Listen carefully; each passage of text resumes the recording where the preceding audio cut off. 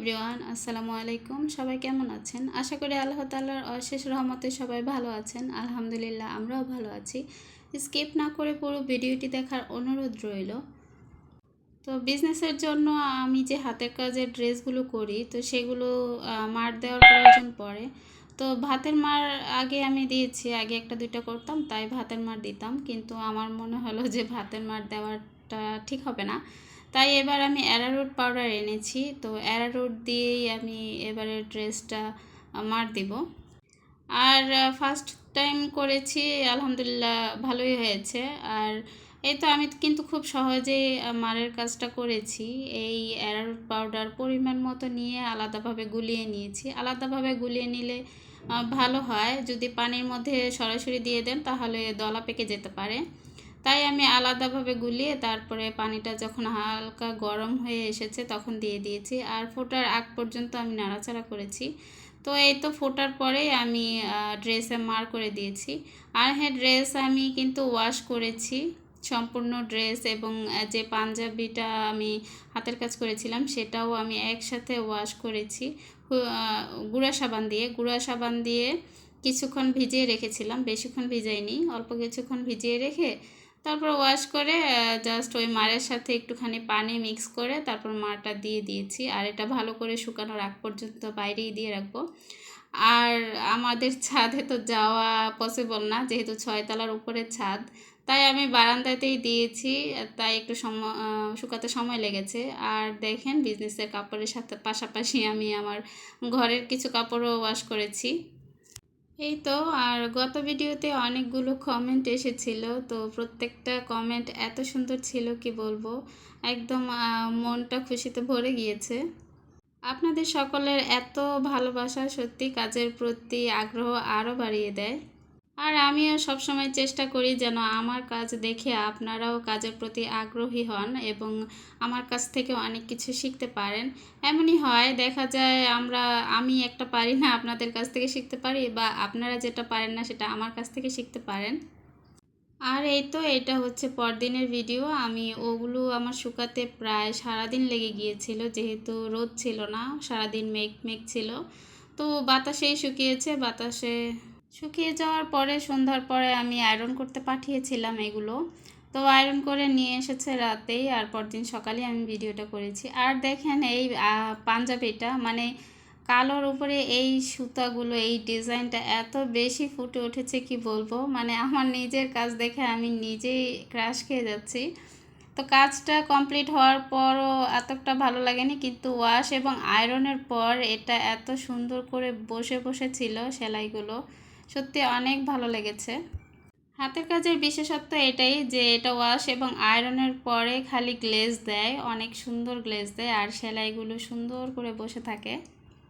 হাতের কাজের এই ড্রেসগুলো প্রতিবার ব্যবহারের পর যখন একটু নরম হয়ে যায় তখন একটু মার দিয়ে, যেহেতু সুতি কাপড়, একটু মার দিয়ে আয়রন করে নিলে মানে এগুলো অনেক টেকসই হয়, অনেক দিন পরা যায় এবং সেলাইগুলো সুন্দর থাকে। আর অনলাইনে আমার এই সাদা রঙের ড্রেসটা ফার্স্ট অর্ডার বললে ভুল হবে, আমার আগেও আমি প্রচুর অনলাইনে ড্রেস সেল করেছি, কিন্তু হাতের কাজের ড্রেস এই প্রথম আমি অনলাইনে সেল করছি। আর অনলাইনে প্রি অর্ডার এসেছিলো আমার এটা।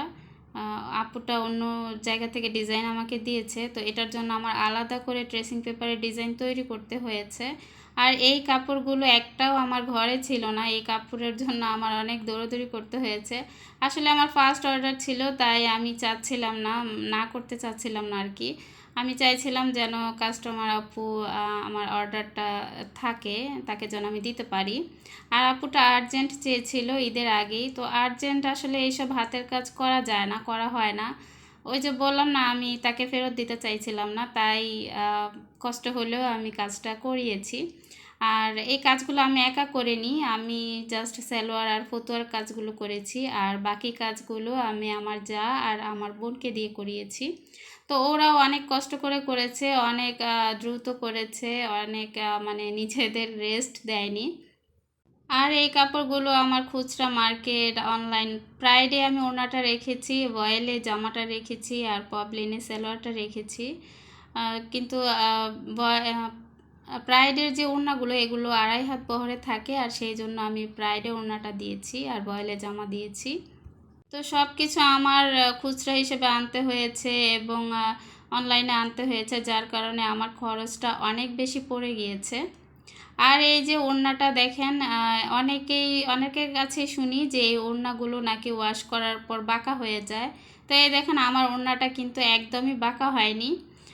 শুধু অন্যের কথা বলবো না, আমার কথাও বলবো। আমি ফার্স্ট যখন প্রাইড দিয়ে ওড়না করেছি সেগুলো অনেক বাঁকা হয়েছিল, আর অনেক বাঁকা, তো দেখতে খারাপ লাগে। তো এইবার আমি একটু অন্য সিস্টেমে কেটেছি, যার কারণে এটা বাঁকা হয়নি, একদম সোজা রয়েছে। তো কেন বাঁকা হয়নি, কিভাবে কেটেছি, এই ব্যাপারে যদি কেউ জানতে চান তাহলে কমেন্ট করে জানাবেন। ইনশাল্লাহ আপনাদের কমেন্ট পেলে আমি অন্য কোনো একটা ভিডিওতে সেটা শেয়ার করব। আর সালোয়ারটা আমি কেন পবলিনে রেখেছি সেটা একটু বলি। সালোয়ারটা এটা যেহেতু সাদা একটা রং, তো সাদা রঙের কাপড়গুলো না একটু পাতলা হয় অন্য অন্য কালারের তুলনায়। তো সেই জন্য পবলিনের কাপড়ের সালোয়ার দেওয়া। যেহেতু বয়েল কাপড়টা একটু পাতলা হয়, ওইটা সালোয়ার করলে দেখতে খারাপ লাগবে। তো সব দিক বিবেচনা করেই আমি ড্রেসটা করেছি, আমার কাস্টমার আপু যেন কোনোভাবেই অসন্তুষ্ট না হয়। আর এই ড্রেসটাতে আমার প্রচুর খরচ পড়ে গিয়েছে, আর লাভটা একদমই সীমিত থাকবে আমার, তবুও আমি দিয়েছি আমার কাস্টমার যেন টিকে থাকে সেজন্য। আর এই তো ড্রেসটা কমপ্লিট হওয়ার পর ছবি তুলে আমি আপুকে পাঠিয়েছি, যদিও আপু এখনও আমাকে কোনো রেসপন্স করেনি। তো জানি না সে ড্রেসটার জন্য কি বলবে, নেবে কি না, আশায় আছি। তো সারাদিন পার হয়ে গিয়েছে, এখনও পর্যন্ত আপু কোনো রেসপন্স করেনি। তো দেখি কি হয়, কপালে কি আছে। আর ড্রেসটা না নিলেও তো আমি অন্য জায়গায় সেল করতে পারবো, কিন্তু ফতুয়াটা তো আপু তার বাচ্চার মাপ অনুযায়ী নিয়েছে। আসলে মানুষের মন বোঝা কঠিন, তারপরেও আমাদের বিশ্বাস করে কাজ করতে হয়। যদিও আপু আমাকে অ্যাডভান্স করেছে, এটা নিয়ে আমি অতটা টেনশন করি না। আর প্যাকেটিংটা আমি কিভাবে করছি সেটাও একটু দেখে নিন। এই তো এরকম পলিতে দিয়ে দিচ্ছি, যেহেতু বৃষ্টির দিন, তো বৃষ্টির পানিতে ভিজে যাওয়ার সম্ভাবনা থাকে, তাই আমি আলাদা পলি ব্যাগে প্যাকেট করে দিয়েছি। আর এটা কিন্তু একটা সৌন্দর্য বজায় রাখে। আর সাথে আমি আলাদা সুন্দর একটা ব্যাগের মধ্যেও দিয়ে দিব, আর ওইটার মধ্যে আপুর নাম ঠিকানা, আপু যদি কনফার্ম হয় তারপরে আমি এটার মধ্যে নাম ঠিকানা সব কিছু লিখে কুরিয়ারে হোম ডেলিভারি দিয়ে দিব। আল্লাহ হাফেজ, আসসালামু আলাইকুম।